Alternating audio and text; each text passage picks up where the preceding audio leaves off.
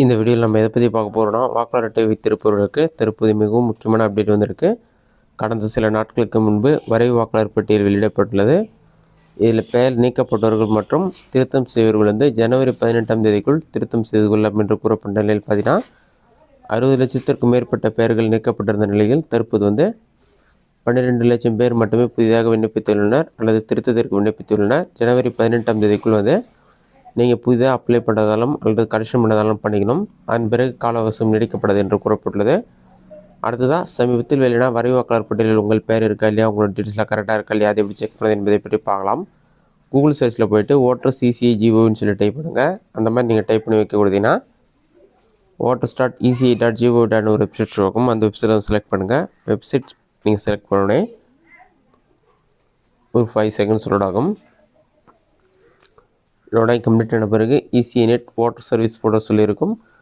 உங்களுக்கு அக்கௌண்ட் வந்ததுனால் லாகின் ஆப்ஷனை கிளிக் பண்ணி அக்கௌண்ட் லாகின் பண்ணிக்கிங்க. அப்படின்னா அக்கௌண்ட் க்ரியேட் பண்ணி லாகின் பண்ணிக்கிங்க. சர்வீஸில் ஃபஸ்ட் எடுத்துகிட்டே பார்த்தீங்கன்னா டவுன்லோட் எல்டோ ரோல்னு ஒரு ஆப்ஷன் கொடுத்துருப்பாங்க. அந்த ஆப்ஷனை கிளிக் பண்ணுங்கள்.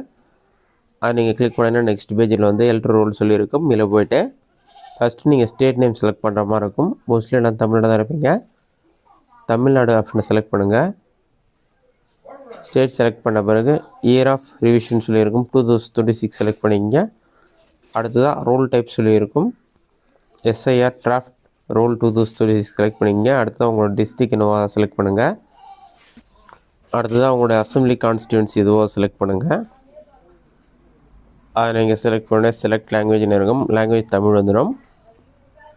ஜஸ்ட் பட்டனை ஸ்க்ரோல் பண்ணி select part number and part name சொல்லி கொடுத்துருப்பாங்க. இதில் வந்து பார்ட் நம்பர் பார்ட் நேம் எதுவாக செலக்ட் பண்ணிங்க. அப்படின்னா உங்களோட வில்லேஜ் நேம் மென்ஷன் பண்ணுற பின்கோட் நம்பரும் இருக்கும். அதை ஒரு டிக் பண்ணிவிட்டு டாப்பில் ஸ்க்ரோல் பண்ணி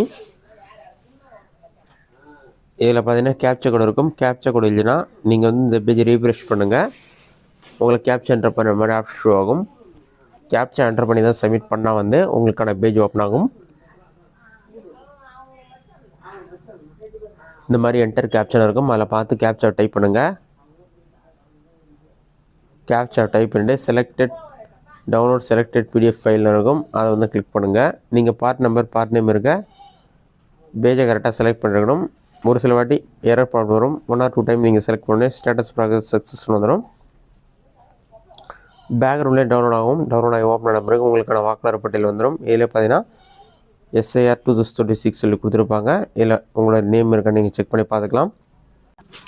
இதில் ஃபஸ்ட்டு வாக்குச்சாவடி விவரங்கள் எல்லாமே கொடுத்துருப்பாங்க. அதில் நீங்கள் செக் பண்ணி பாட்டமில் ஸ்க்ரோல் பண்ணிங்கன்னா ஓட்டர் லிஸ்ட்டில் வந்துடும். இதில் ஓட்டர் ஐடி கார்டு நம்பர், பெயர், வாக்காளர் கணவர் பெயர் அல்லது தந்தை பெயர், வீட்டு எண், பாலினம், வயது, ஃபோட்டோ மட்டும் இருக்காது. மற்ற எல்லா டீட்டெயில்ஸுமே இருக்கும்.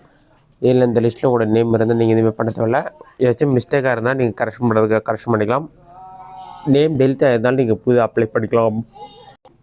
இதற்கான கடைசி தேதி ஜனவரி 18 தான். அதன் பிறகு இறுதி வாக்காளர் பட்டியல் பிப்ரவரி மாதத்தில் வெளியாகும் என்று கூறப்பட்டுள்ளது.